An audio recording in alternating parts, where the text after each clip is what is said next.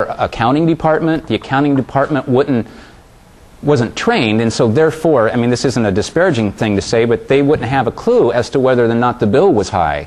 They have so many bills they're paying, not just utilities, but they're paying the bills for textbooks and paper and all sorts of different things that go on in the district. They wouldn't have a chance to see if this school had a bill of $2,000 this month and $3,000 this month. They'll probably just pay it, yeah, it's November, I guess that's about right. They just wouldn't have a basis for doing that. And that was real common, and that was one of the common denominators of what we found to be successful energy management programs.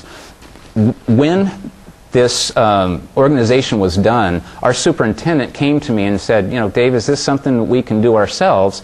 And I said, I don't really have a clue, but I'll look into it. And what I did at that point was call up some of the successful school districts at the time. North Clackamas was one, Eugene was one, Salem had a pretty good program. What I found out was they had a good program. At that time, North Clackamas had just let their person go who was focused on energy management. So they reported to me, here's what we did, but guess what? Our energy bills are starting to creep back up. Got the same thing from Eugene, got the same thing from several other school districts. But one of the common denominators was making sure that you know exactly what your bills can, or what your bills are going towards. So we were told by all of those folks that we had to purchase, we should purchase an energy management software. That seemed bizarre to me, but we went ahead and did it, and I can't believe doing it any other way at this point. At the time, we used Utility Manager. I think it's called UM Pro now, but that is just one of a number of different energy management software programs that are out there. It cost us $750 at the time. Cost us $750 for training and about $2,000 to populate the database. For us, they recommended a minimum of 2 years of past bills. Got a lot of accounts. Some of our schools have 8 and 10 meters between water meters, gas meters, and electric and so forth. And for a number of months, it was a lot of research to get all those bills together. So we just paid somebody to go do that stuff, and figured her time was about $2,000 or $3,000 worth of data entry. Once we got there, we wanted to know okay, now we have this information, what do we do with it?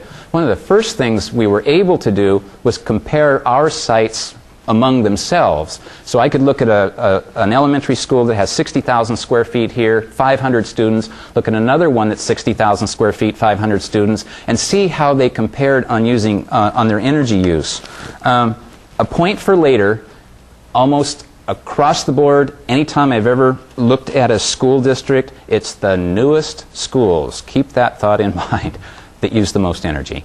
It might not make sense initially because most of them are built to some sort of energy smart, green building, LEED sort of standards, but they don't always perform as they're designed. Once we got we did our data evaluation, one of the things I did was I called the Oregon Department of Energy. They are a great resource. They have resources for helping you with resource conservation management, but they also helped me with benchmarking.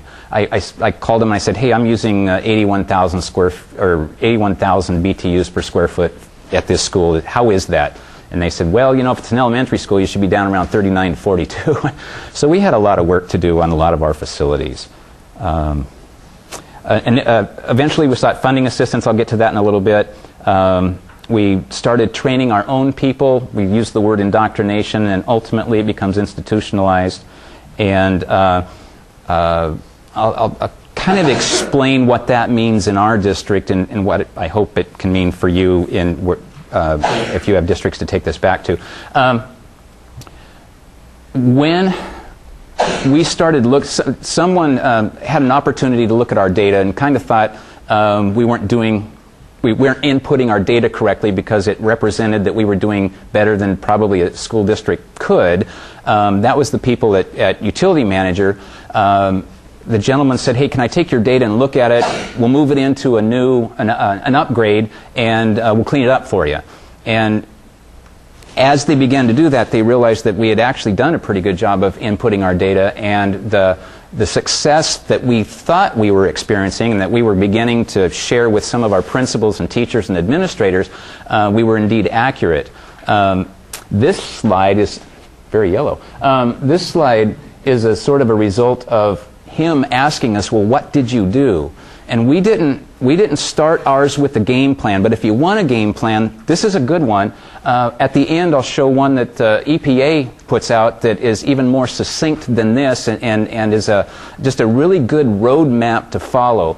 But what we find are the key components and kind of weak links along the way. You know, you can look at this as a chain, a bike wheel. We did a puzzle, but without any of these constituent pieces or components, you might not be as successful as you could be. But the key one is executive buy-in.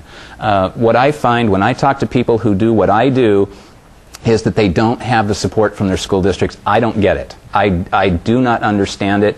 I can give you anecdotal stories about experiences I've had. I presented at Oregon Association of School Business Officials in Bend one year, told them that we had saved $1.2 million this last year, told them kind of our expenses. We didn't do a lot of retrofitting, so our initial expenses was $750 for the software, $750 for the training, populating the database. Yeah, we had some other expenses, not a lot. Got done, and one of the first questions after telling them we'd saved $1.2 million was, how much was that software again? And there's a disconnect somewhere. I don't know if this appears as smoke and mirrors. I'm not sure what it is that makes this unpalatable, or I'm not sure I want to go there. I haven't been able to figure that out yet. But one of the key features for us is in the buildings is you can have people in your building that may not be as excited, and they may have a key role, like a custodian. To me, custodians have key roles in helping facilitate a good energy management program. Executive buy-in, administrative buy-in can really help support that. A lot of times the custodians want to do stuff. For example, the custodian is typically the one that a staff member will go to and say, hey, it's too warm, or it's too cold in my room. What we did with school board administration and that kind of support was, we said, well, here's what we'll do. We'll put a policy together that will take that decision out of your hands, so that if somebody wants you to warm your building up warmer than it really needs to be, and you know, you can set whatever that is for your district. Now you can say, hey, I really would love to help you out, but I can't because our policy is, in our district, we choose to heat to 68 degrees. When we choose to cool to 74. We're not perfect there, by the way. There are exceptions here and there. We have little space heaters in rooms that I wouldn't want to admit to, but it is so helpful for the custodian, so now they're not always moving up and down temperature settings. That is very, very helpful. We report to the board. The board is excited about hearing from us and what we're doing, and another key feature is how do you get the administration, or how do you get their buy-in? We are now making this presentation to the Chamber of Commerce, the Rotary Club, and so forth. And when you want to pass a bond, this is great publicity. When you're being this responsible with the money they're giving you, they listen. And one of the things that we say is businesses so often tell us to operate our schools like a business, and this gives us an opportunity to say, you know, if you operate your business like a school, they don't mind. Some of the key support people, this slide, I put the RCM on mine just